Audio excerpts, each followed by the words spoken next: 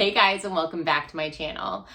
Today's video is actually going to be a continuation of a video that I posted for you guys back in mid-December. It was all about long-term homeschool planning. I'll link it up here if you have not seen it.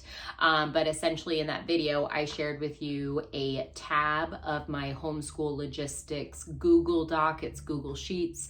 But I shared one tab in there about my long-term curriculum homeschool planning for the next 6 to 8 years for my little ones. Obviously completely subject to change. Things will absolutely change, but I like having a plan in place. It makes me feel more at peace, even if I know it's going to completely go away. But with that being said, a lot of you mentioned in the comments that you would like to see the rest of the tabs in that Google Doc. It's all where I brain dump a lot of things about homeschool curriculum resources. I put links in there, additional planning. It is a very scary view into how my brain thinks, probably is the best way to explain it. But quite a few did in the comments ask if you could see that. I also got some emails from you, so I guess it was really something you guys want to see. How I organize everything, I guess, is the best way to explain it. So that's what this video is. I'm going to turn this camera around so that you can take a look at my computer and I can share all those lovely, wonderful tabs with you and hopefully not scare too many of you away from me. Now, real quick, if you are new to my channel, my name is Mary Barfield. I probably should have done this introduction earlier in the video. I've got a 5-year-old and a 7-year-old, both summer babies, soon to be 6 and 8. And they are, just for reference and context, they are in kindergarten and 2nd grade, and we will be moving into the 1st and 3rd grade next year, which is quite exciting. This is our 2nd year homeschooling. And I just feel like we've really found a rhythm. I've kind of figured out how to organize myself, which you'll see in this document, how I do some of that. But it's just been a really solid year and I can't wait even more for next year. It's just going to be a really good year. Oh, cannot wait. And I'll be doing lots of videos on that. But totally getting off on a tangent here. Let's get this camera turned around for you into my computer so you can see what I'm looking at. All right, y'all, this is my homeschooling logistics Google Doc. This is where all my homeschooling organizational magic happens. If you saw that previous video, this is the tab we went over. It is a long-term view of each of my kiddos and curriculum that I'm thinking about for them. And I think it goes up until 9th grade for my oldest. So it's pretty extensive. If you want to take a deeper look into that, go back and look at that video. It's the one I linked at the beginning of this video.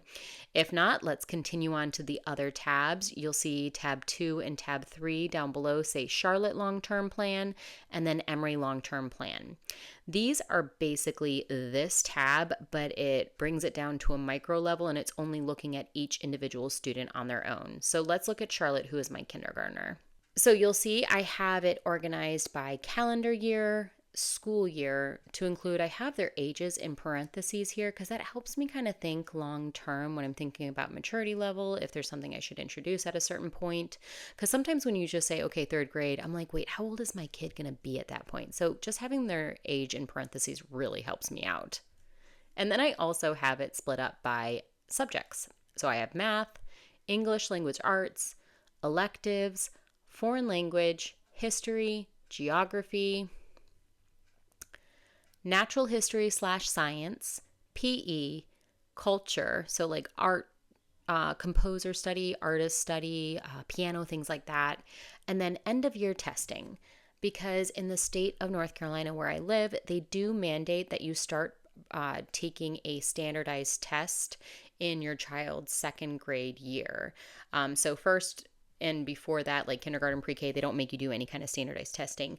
But starting in your 2nd grade year, they do have you take a standardized test. It's actually really nice because you get to pick which standardized test you want from a very long list of approved tests that they offer.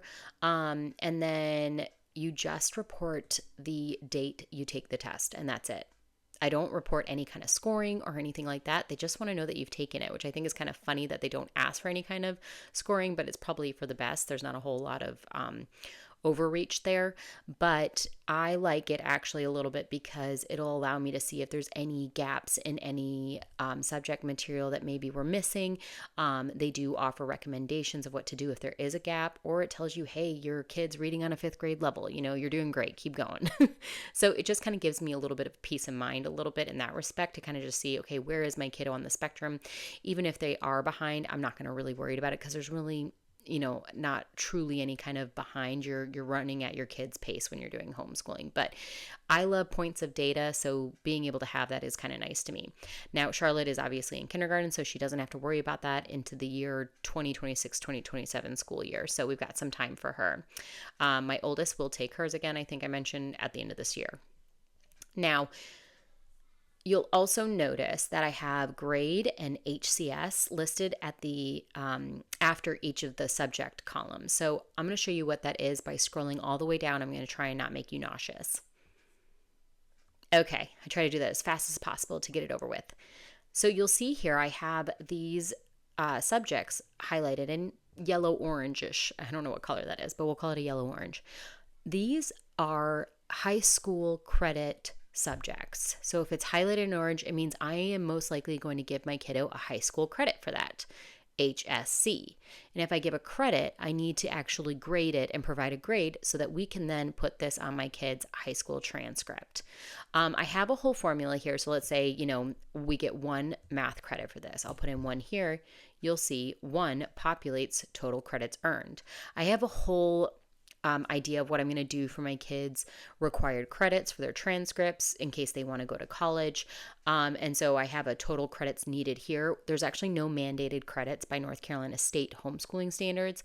This is just what I've come up with. If this is also something you guys want to know about, this is a whole video in and of itself with all the research I did. So if that is something you want to see, leave that down in the comments and I will go ahead and add that to my to be filmed list of videos, and I'll get that out for you as soon as possible. But this just allows me to easily look at, okay, what do I need to have my child complete before we start going into high school credit level subjects? I want to make sure that my kids are set up for success to then obviously do the correct high school courses, follow any of their interests, of course. So this could change completely. But this just makes me feel like we at least have a plan for the future. Again, subject to change, but we have the rails laid down and we can kind of move within those and figure out what makes sense for them as they move from high school, then potentially into college or into a trade school or into an apprenticeship, etc. And then Emery's tab looks exactly the same. It's just her subjects that she's doing for her grade levels. And then you'll see if we go over here, she's in 2nd grade. So her end of year testing, TBD, and I'll put all that information in here for my own records. Now, just so you know, North Carolina does not require that I maintain any records like this. This is just for my own personal reference. They don't require any kind of portfolio or anything like that. Now, moving on to the next tab, you'll see I have CM resources. CM stands for Charlotte Mason. So this is kind of a brain dump of anytime I see anything, one that's specifically Charlotte Mason related or could be considered Charlotte Mason, and it's maybe a resource that I want to use later on, I dump it here. I have a free art resource here with this link. I also got really into looking at nature study and science resources. So I listed a bunch of curriculums here for me that I can look at in future years. Also, I know that we're going to substitute out some of the science in future years, and there was a recommendation through the Ampleside Online forum for a substitute for year 6 anatomy. So I'm going to take a look at that when we get closer to year 6. This just allows me to kind of put everything in one place and I can sift through it at a later date when I need it. All right, I'm going to scroll this bar over so we can look at the last couple of tabs. Here we have resources and memberships. So we live in North Carolina, so I have all the major North Carolina museums near us listed here, so I can check those out. The annual costs, these are probably need to be updated. It's probably increased since I last looked at them because of inflation. And I literally looked at it, I was like, okay, how many times do we have to go to make the annual cost pay for itself? And I calculated all that out because I am a crazy person. I also decided to put any regulations or legal information here. So I have government homeschool website, North Carolina. I have the HSLDA organization's website here. When I was withdrawing from school, I found a great link that kind of told me what to do in North Carolina. That really was a huge help when I was withdrawing my daughter from kindergarten and switching over to homeschool. Then I have a bunch of online learning resources such as Core Knowledge, Khan Academy listed here, places to find books because we love books in homeschooling, at least our homeschool we do. So these are all like thrift store type book places, or Living Book Press is its own press. There's a bunch of them here. If I want to get curriculum printed, I don't want to print it at home, which I don't do anymore because I got an eco tank and now I print a lot on my own. And then any other additional curriculum that I might want to look at in the future, such as Fix It Grammar, Homeschool Languages, which obviously we decided to go with for our Spanish, Jot It Down. These are things that are probably I need to kind of sift through here and delete some of this because I think we're getting a little too old for Jot It Down if we ever tried that. But as you can see, it's just where I'm trying to allocate, hey, these are resources that I might want to look at in the future and I don't want to forget about them, like Typing Club. This is a free typing curriculum. We're not going to do typing for a little bit, but I have this here and I can look back at it later. And then next tab, history books. So when I started creating this tab, I originally had the idea that I'd move forward with Build Your Library and I would have both the girls share in one level and not split them up. So I started organizing a lot of books from Build Your Library, Well Trained Mind. This is just kind of like a brain dump of any history books that I definitely don't want to miss out on and I want my girls to look at. Even though we're no longer following the Build Your Library curriculum to a T, this is still super helpful, especially because Charlotte Mason followed a cyclical history. So she started with ancients, moved on to medieval, all the way up to present day, and then she would start you back over at ancients.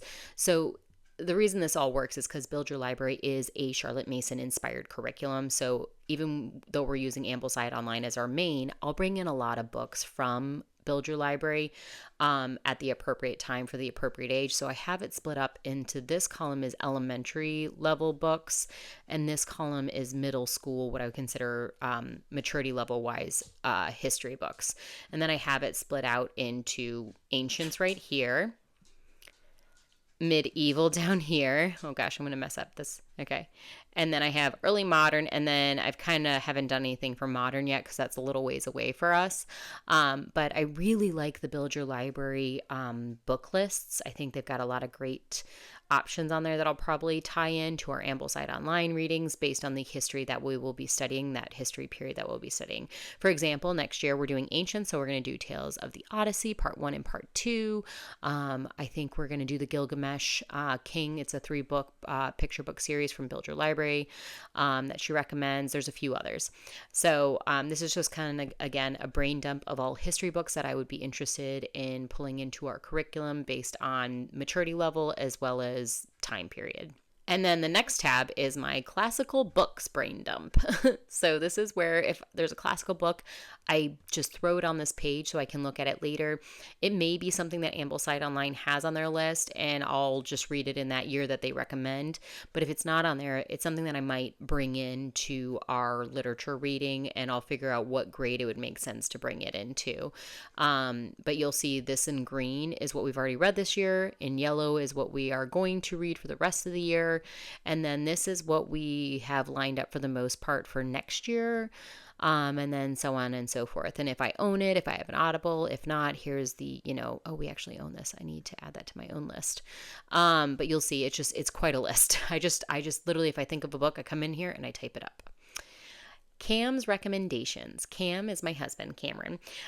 He doesn't have a lot of recommendations for younger years, but he had quite a few that we could bring in for middle or high school years. So whenever he gives me a recommendation, I throw it in on this list. And then this tab, if you really want to see it, it's not very exciting. It's American Girl History. It was literally so I could track the cost of what it was going to cost for me to do American Girl History from Kaya all the way to Molly. So in total, I was able to get everything for $267.66. I got a lot of books for free through Thrift Books. And then I got her history curriculum when she was running a sale. So I think it was originally 60. I got it for 48. But this is what it would cost you, or at least it cost me to get everything to do it for a full year of history, which if you've been following my channel, you know that we didn't do the full year this year. We just had too much on our plate. We were able to complete Kaya's unit study. And what I'm going to do is, since I have all of it and we love American Girl, I'm just going to do 1 to 2 units every summer over the next couple of years. So this summer, we're going to do the Felicity unit as our summer school. And the girls are just going to have the best time with it and learn all about colonial America. But that wasn't that exciting. However, that was my last tab. So I hope this was helpful to you guys. All right, y'all, I hope that was helpful. If you have any questions, definitely leave those down in the comments. You know I will always answer any and all of y'all's questions. If you like the video, definitely give it a thumbs up. And if you are new to my channel, hit that subscribe button. We do all things homeschooling here. We lean towards that Charlotte Mason pedagogy, but we also like to do a lot of other things like unit studies. And I guess we have a little bit of an eclectic side here and there. But if you like all that, definitely hit that subscribe button. And I'll see you guys in my next video. Bye, y'all.